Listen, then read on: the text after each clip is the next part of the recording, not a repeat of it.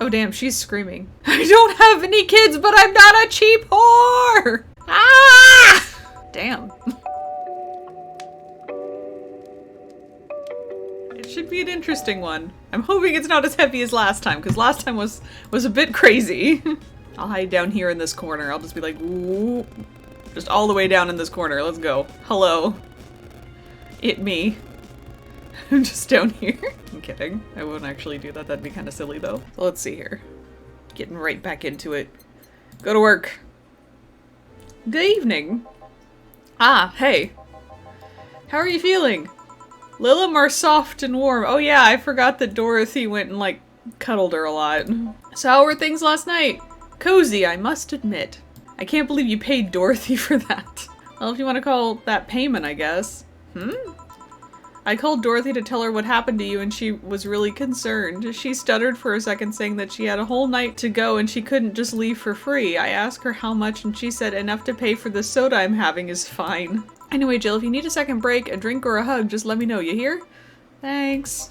Time to mix drinks and change lives. Welcome to Valhalla. Oh, it's you guys. The Shibas! Hey, be more respectful. I brought my boss here. Your boss is a Shiba with an eye patch. Aren't you a part-timer here or something? My other boss. You're talking to the great Nacho Tumbleweed Jr. Why is your name that? Why? I don't... We have Rad Shiba, and then we have Nacho Tumbleweed Jr. Hang on, I'm writing down this name. I need to use it for something. Boss, I'm taking my break! I know what I said earlier, but you haven't even started yet. Shit! Soldier, why didn't you tell me you were working for Dana? No, that's not Dana, that's just Jay. So I'm guessing you're part of this whole Sierra thing. Part of it? I founded it! Ah, good.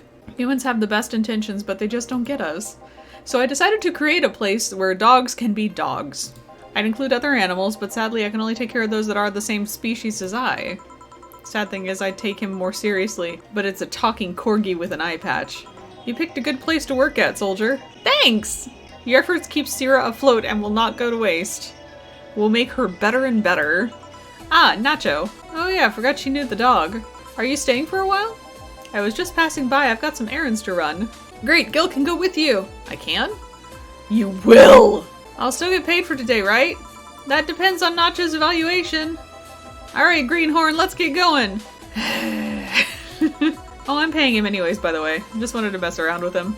Now, that's not the problem here. Why make him do that? Could look like he needed to take a good break, and he's the kind to just not accept such a thing. But with Nacho, he'd have something to do, and he'd be away from the bar for a bit. When you put it that way. Anyway, I'm going back to my office. Your boss sure is nice. Glad I'm working with her too. Yeah. So you have anything? Actually, I'm just gonna go sit over there and be on standby. Await orders. Okay. Shit, I missed the chance to ask how or if he even gets paid with money. Man, I sure need to get wasted. I failed to see how getting wasted would make you feel, but Shiba! For fuck's sake, you piece of scrap. We just got out of a building full of dogs. But this one has a Hawaiian shirt and sunglasses. I mean, okay, that's valid. Hey there, robot. And he talks! It's the twins. Welcome to Valhalla. Hey, Jill. Get me a beer, will you? Gotcha. Does Deal want anything? Okay, roll! Sir, yes, sir! So cute. He's fine. Here, let's make it special. Yeah! Cheers! Hey, Jill, do you like beer? The amount of beer cans in my apartment is becoming a problem, actually. I had this friend back in high school who made some pretty nice crafts with them. I'm still in contact with him if you're interested.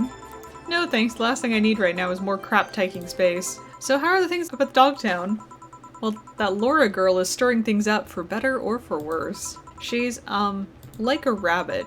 An overtly politically correct rabbit. This girl is on the constant lookout, scared of saying something that might irk someone. It's no problem in the company, but the other day we went out together and holy shit, poor girl can't speak properly.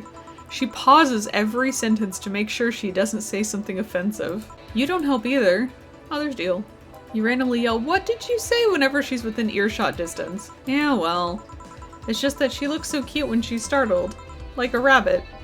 It raises up the question of whether she's really like that, or if you're the one making her wary of anything she says. Well, why don't we test that? How? You go out with her. Why? Detest, it's really me who makes her like that. It's not like you can say no, you know? I want to prove you're only talking shit about me. If that Laura girl is really as bland as you claim her to be, wouldn't she be better off with a more assertive person? Lilim, a more assertive partner? Yo, piece of scrap, she's totally calling you a pussy. She's right though. Sharing interests and being compatible are totally different things. But then you'd be underestimating the power of love. Oh my god. Whether you want to admit it or not, love changes people for better or for worse. Who knows, maybe you'll become more assertive after spending time with her. Or she'll drive me nuts. Okay, enough Laura for a night. Refrain from using "that's what you said last night" jokes or any variation thereof, please. Come to think of it, did you ever change because of a relationship, Jill? In more ways than one, I guess. Although thanks to my first boyfriend, I did pick up a very annoying habit of correcting people's grammar on the fly. So you were one of those kinds of people. As for me, sometimes I think I became more, what's the word? Cynical, jaded, bitter, tired of the crap this world and everyone in it throws on a daily basis? Hey! That was a lot of shade. You just took the whole tree and just went pfft. I'm just quoting you. But yeah, I think I became all that because of this one girlfriend I had in college. She got me into the whole activism thing in the first place. We'd all go and protest, we'd start all kinds of movements to see things changed. But whenever I wanted to get more serious, I find myself coming up against a wall. I found out pretty fast that most of them were in the whole thing because of some shitty fad, and not because they actually believed in whatever movement they were championing. My tolerance for people's shit was greatly diminished after all that. So it wasn't so much the person you had a relationship with, but rather other people. Whatever. Will you get anything else? Well, we're fine, but we have to get up early tomorrow, and by we, I really mean her. She got invited to a picnic, and I won't stand to hear another had to go to a picnic with a hangover story. Fine! Let's go then. See ya, Jill. Bye. Please come again. Boss, I'll take my break. Call me if someone comes. Alright. Okay then, back to work.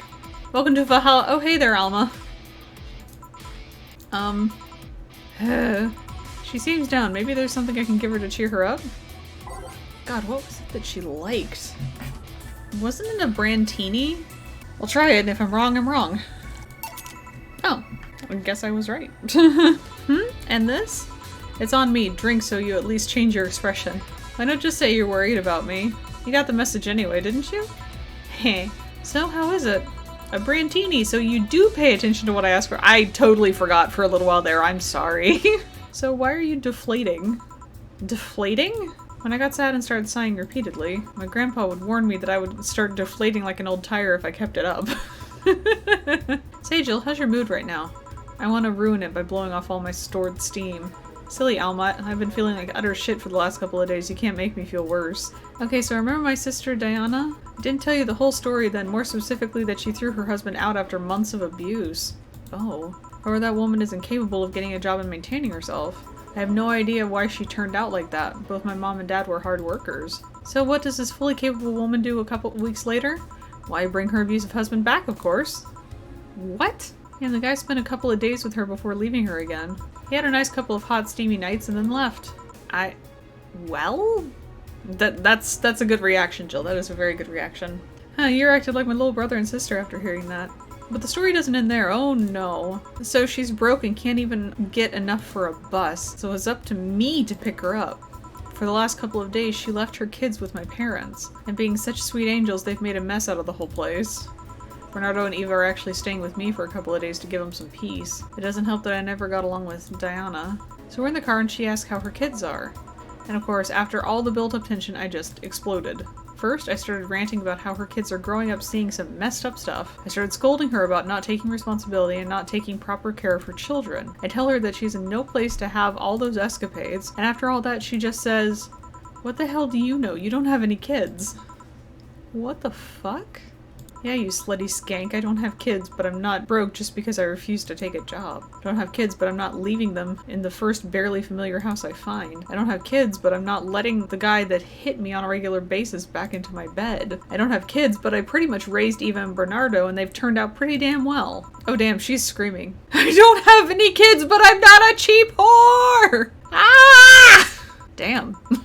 I don't know what to say. There's nothing to say. I love my family and I put them above all else, but Diana is seriously pushing the boundaries of what I can allow. Any way I could help. You just did. Eh? I know who I'm dealing with. I'm not one to let stuff like that get to me. I'm still angry as hell though, and I couldn't just discuss this with any of my family members. I can't tell my mom your daughter is a slut. I needed to get all this off my chest, you know? Well, from what I see, there's still a lot more to get off your chest. It's swollen as fuck. Now all you see here is filled with love and dreams. Is everyone in your family as busty as you? The worst offender is my dad, actually. Kidding, kidding. I guess the only one that didn't get big boobs gene was Eva. She insists on getting surgery or genetic treatment, but I tell her she's fine just the way she is. And poor Bernardo, his breasts actually started growing when he was 8. I just hope I don't take too much from my mother's side of the family. My father's sister still looked quite young, but when menopause hit, my mom lost her looks rather quickly. Any good genes you got from your family, Jill? Good enough skin and hair, I guess. Hey, you know what worries me the most about the whole Diana situation? How your nephews are turning out? If she leaves them with my mom, they'll turn out better than her somehow. Actually, what worries me is, what if I end up like that too? How so? If I find a good man and I settle down, what if he turns out shitty? What if I have a sudden burst where I want to live my life and end up like that? What if I have kids and I end up neglecting them because of all that? If you ask me, the fact that you're even worried about it is an indication enough that you'll be fine. You think? I'm pretty sure. I wonder if I'll ever find a good guy. You will. You'll know when the time comes. I sure hope so. For now, the time has come to get another drink. Here you go. Thanks, I needed to cool down a bit. So say you felt shitty for the last couple of days? Why? Don't think too much about it. Oh, come on, you heard my problems. I want to help you too. Right, I almost forgot to tell you something. My boss is throwing a mega Christmas party this Sunday. You want to come? Sure, something tells me this mega Christmas is going to be a mess at my parents' home, so I'd rather avoid it. Say Jill, what's your favorite part of the chicken? Favorite part? I guess I like the legs the most. Really, I like the breast better.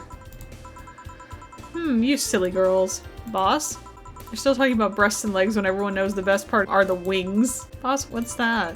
Spicy chicken wings. Yo, Armitage. I still love how there's a reference to Armitage in here. Alma, I know what I said. Will the chicken you're talking about be cooked already? You might need to heat it up, but it'd be cooked otherwise. Great, I expect you here on Sunday at 8 p.m. Thanks. Anyway, I'll be back to my office. She left the bucket. Want some? Don't mind if I do. Alright, so next question. What kind of girl do you like? You first. Sorry, I don't swing that way. Shit, just calm down. I guess I like girls with light-colored hair. What about white, like your boss? You were just setting me up for that comment, weren't you? Sorry, it's just that when she got here with the bucket of wings, your eyes pretty much started sparkling. Your whole behavior transformed, you became giddy and cheerful all of a sudden. Hey, I can't blame you, she's pretty nice. I just felt like teasing you. So, light-colored hair. What about blondes? Do you like me? Yeah, I guess. Let's say I'm into girls too and I start hitting on you. Would you go along with it? Nice body, pretty face, and a good apartment? Wouldn't ever let you go. Okay then, enough tangents. Why don't you tell me why you're feeling shitty these last days? What? Oh, that. I told you not to think too much about it. Come on, come here. Eh? I told you to sit here, come on. What? Oh look, it's me! Hello! It is I, the Jill. Oh, what are you? I'm the bartender and you're the client. Hardly, the bartending station only works with me. I see. Okay, then I move this here, click this here. Oh. Now it works for you, for me, and that dog in the Hawaiian shirt. Why with him too? He's a dog in a fucking Hawaiian shirt. Right, how did you even manage to... Oh yeah, hacker. Right. Now we changed roles. You've been feeling shitty. Mind telling me why? It's a long story. I don't even know where to start. Start from the beginning. Back in compulsory education, I never made too much of an effort, but I managed to get high grades. And then, of course, when I got to college, shit started getting hard. I had this perfectionist streak that wouldn't let me fail anything. After about half of the career, I met a student teacher. Her name was Lenore. She helped me a lot with my studies. She even got me into stuff that gave more credits. I really liked her, and after some time, I found out she liked me too. We started going out. I met all of her family even, and you want a drink? What? A drink. Around this time, there's usually a pause that makes you offer a drink to the client. There was no such pause. Please, I want to test this whole bartending interface. A sugar rush then. You can't mess that up. Right. This is so interesting. I have this gut feeling that with your body you'd make a better bartender than me. You're selling yourself too short. You're cute, you know? People don't go into bars for cuteness, though. Well, as the career went on and on, it got harder and harder. The last year and a half of it became nothing but a study session after study session, investigations, my thesis. When the graduation ceremony came, I had to make a speech, and suddenly, while reading said speech, I almost had a panic attack. I realized I lost about a year and a half of my life. I tried to remember if I did anything fun at all, but all I could remember was studying and investigating new topics. I didn't even enjoy doing all that, so I was just standing there and the satisfaction of graduating was minimal.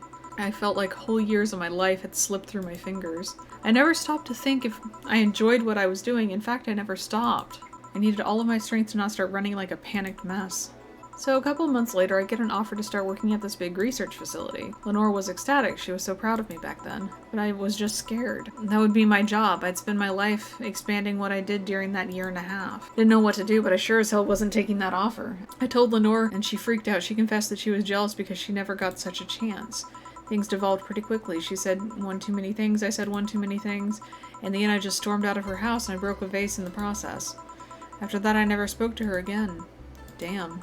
The other day, Lenore's sister, Gabriel, came into this bar. Apparently, Lenore died last week. Localized nanomachine rejection, a heart attack. Apparently, she had it for a long time but never told anyone. And coincidentally, it got worse after I left. And I just can't stop thinking about it, wondering if me being there would have made a difference. And if it's true she had that for a long time, why didn't she tell me she was sick when we were together? I don't know, I just feel like all kinds of failure. Jill. And to make it worse, I also lashed out at Gabby. She's just a kid, for fuck's sake. She lost the sister who pretty much raised her on her own. And to top that all off, I suddenly can't remember what stopped me from apologizing. Who cares? I lost my chance to apologize to her forever. Truly forever. I'm such a piece of shit. A selfish piece of shit. I honestly don't know what to say. I didn't expect the story to be this. Yo, boob tender. Yes? Can you give me a big beer here? Coming right up. Big beer for Jill. Thanks. I need to remember to take care of the cans in my apartment. Hey Jill, what kind of girl was Lenore? Well, she was calm and smart. Back in college, I was too thick-headed and got riled up easily. Stressed was my default state. Anyway, she was always there, finding ways to cool me down. She was also able to hold conversations about pretty much any topic. Lenore would always present me to her many acquaintances as the girl I don't mind cuddling with for hours. Man, I'm gonna miss her. After a point, I didn't even think about getting back into a relationship with her, but she was such an awesome person, I just wanted to apologize. You know, I'm in a cruel twist of irony. She's the one that made me pick up bartending. Oh? Back when I was thinking about what the hell to do with my life, I remembered a night we spent in a club. She started talking about how the drinks were synthesized, the chemistry involved, the reactions and all that. Everything sounded so fascinating. I remember saying that her talk made me want to start mixing drinks. She said, if everything else fails, why not take up bartending? I wanted to thank you, Alma. Thank me? I guess I just needed someone to tell all this to, and you were the one. You stood there listening to the whole thing from beginning to end. I know I might not be the most expressive person, that I'm not one to spout love and fluffiness, but I really like you. Maybe I'm just a bartender and you're just a client, but I really appreciate your friendship, or at the very least your patronage. Jill, are you dying? Shut up, I'm trying to have a heart-to-heart here! Sorry, it's weird for you to get so sappy.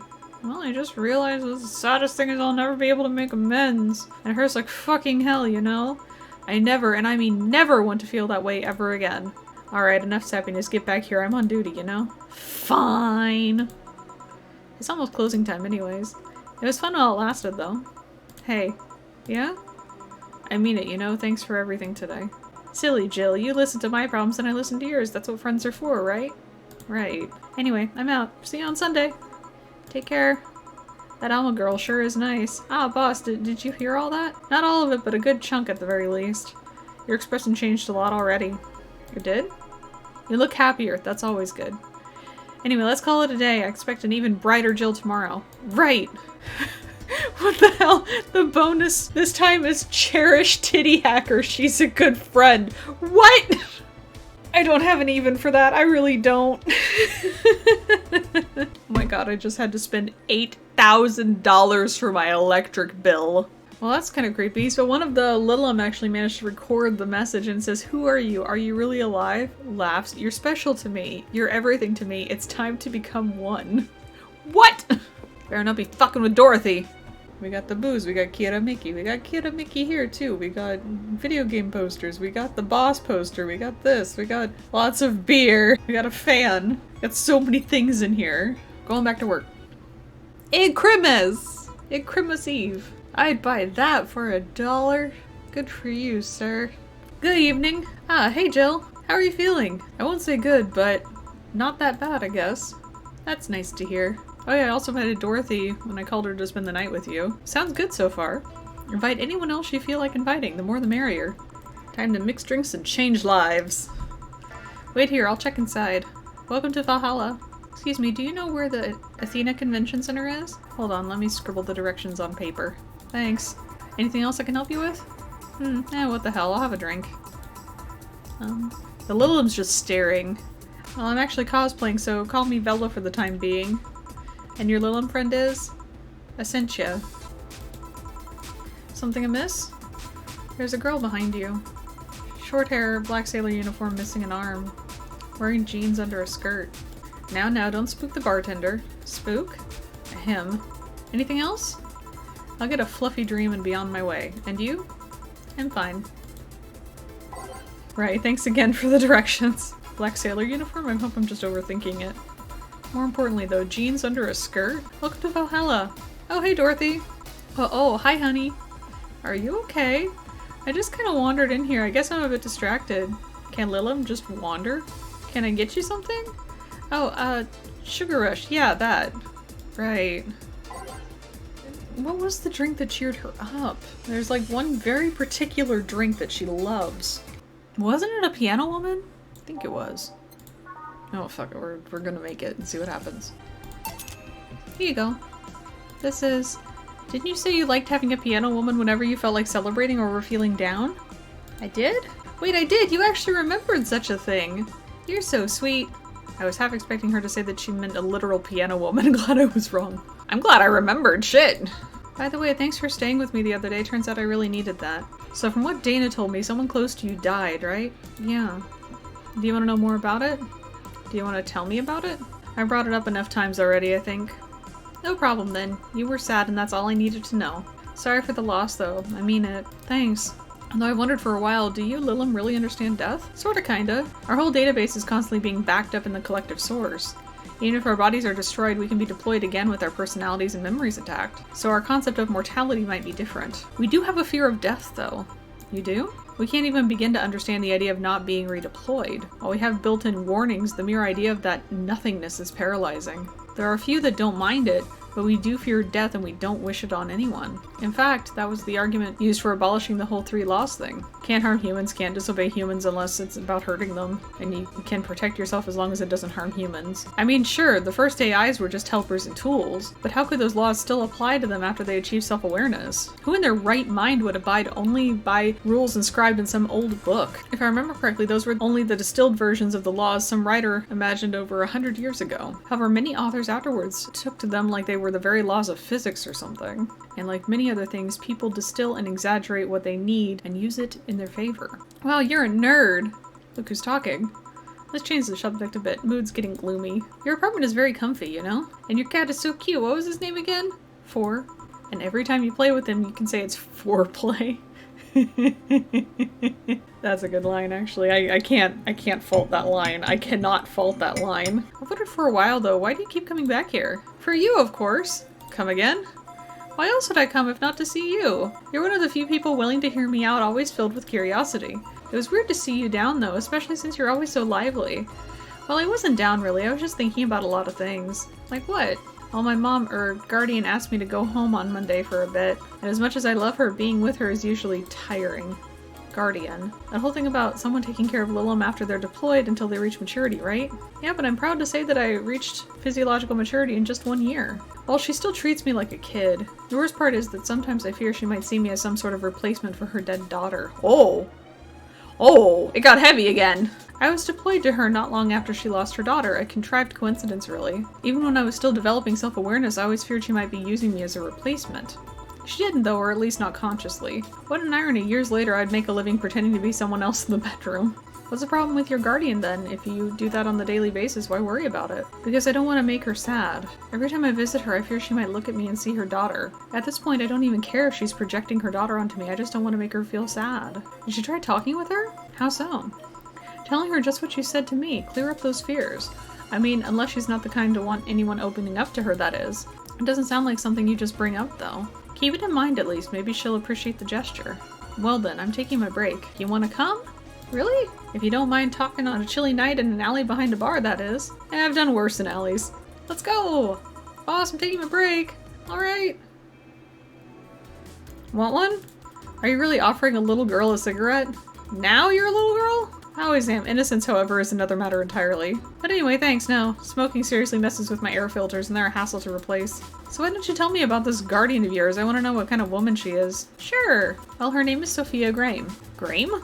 She's a retired PE teacher. Nowadays she works at a gym during the morning shift. She had a daughter. Apparently she suffered from nanomachine rejection all of her life. And when she finally healed, she was hit by a truck. Are you okay? I'm reading fear. Is that surprise? It's hard to tell. I'm fine, yeah. Wait, read? Well, I don't see emotions like you do. I have to make do with a combination of body heat readings, face recognition, and context. Scared or surprised? She's not wrong, though. Wait, does that mean your last name isn't really Hayes? Hayes is just my artistic name. Sounds more exotic, and that's what people usually look for in this business. So what's your legal name, then? Rebecca Dorothy Willow Graham. A bit of a mouthful, if you ask me. So Dorothy's actually your second name? Should I call you something like Becky, then? People have always called me Dorothy rather than Rebecca for some reason. That's why I chose it. Only my mom, or guardian, calls me Rebecca, so it's weird to hear it from others. When I got registered, my guardian was married to a guy who had Willow as a last name. Shortly after I joined their household, they separated, and so I was left with his family name first. Hold on, so your real name in short would be Rebecca Willow? Doesn't have the same pizzazz to it, if you ask me. Whatever you say, Becky. Stop it! It'd be like if I called you Julian all of a sudden. Oh, that was anger I just read now. Lots of anger. Okay, honey, I'll take my leave now. Don't want to take up all of your break. Thanks for the chat. See you at the party tomorrow. Bye!